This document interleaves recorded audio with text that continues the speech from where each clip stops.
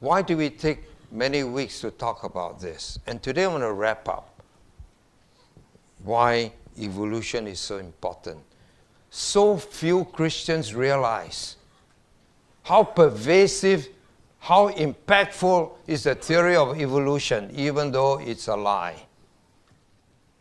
50 years of study of both the Bible. I went to Bible school, I studied Greek, and I learned Hebrew, and 50 years of study of science. I still read engineering journals. I used to read Scientific American. I like to read the latest journals on science development. I also read creation science.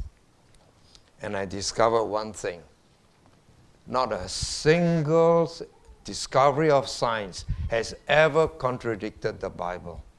If you ever found one, I pay you $500. Come and see me. I've not found. 50 years of research. I've spoken to scientists.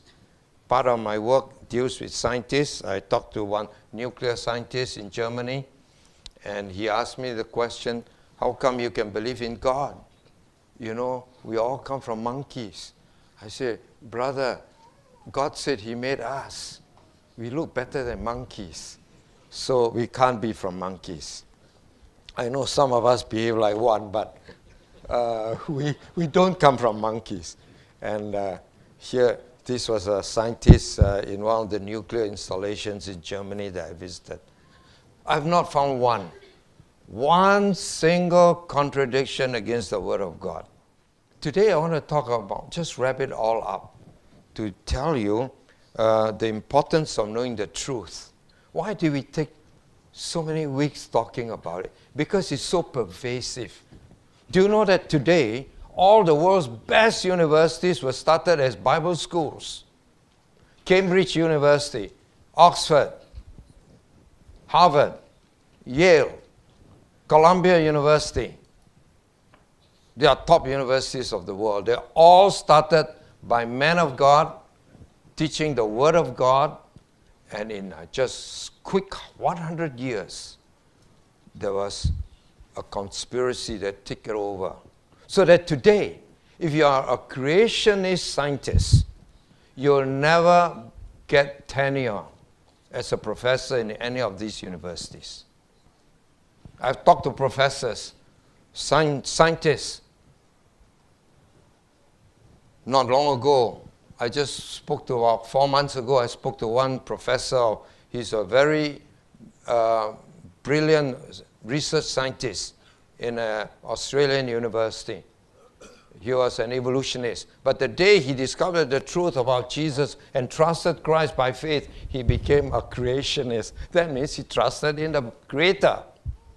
Very quickly, as soon as the other top professors, his boss found out he was a creationist, he was being removed from the lab and put in a little hut at one corner of the campus until he was paid off to say, please don't mind, you take a long, long holiday permanently. And he lost his tenure. In fact, there's one university that says that you all want a job, right? Then you must go to university. But if you come to university, you must believe in evolution. If not, you're not going to get a degree, then you will not get a job. Some even talk like this. But it is true. You check all the top universities of the world, whether it be Harvard, Cambridge, Oxford, you'll find that the top men are all evolutionists. But you say only the universities? No. Even churches, pastors.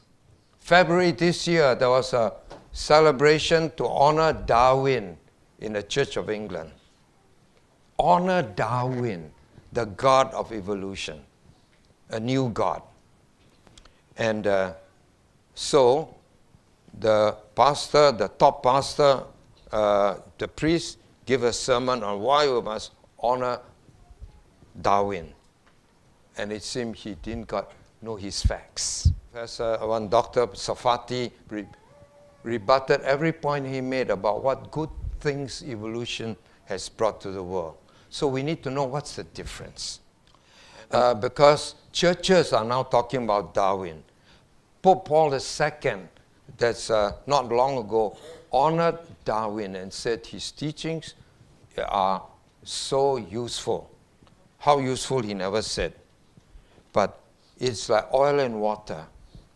They do not mix. Some professors in theological seminaries try to mix them up because they don't understand exactly what evolution is about. And they may know the Bible, but they honor Darwin. Darwin, I told you some time ago, was a liar. He was plagiarizing all the works from other people, but he had one goal, to take God out of science. His mentor, Charles Lyell, I told you about a week ago, was a great liar. Charles Lyell was a lawyer, but he wrote a book on the principle of geology. What was his goal? To remove God or Moses out of science. Why remove Moses? Because Moses edited the first book of the Bible, which talks about creation. And they are quite successful. In 150 years. They monopolize every field. Well, most fields, not every field. Not engineering, but even then, and all the media. So I'm going to just share with you a few key things that you need to know about.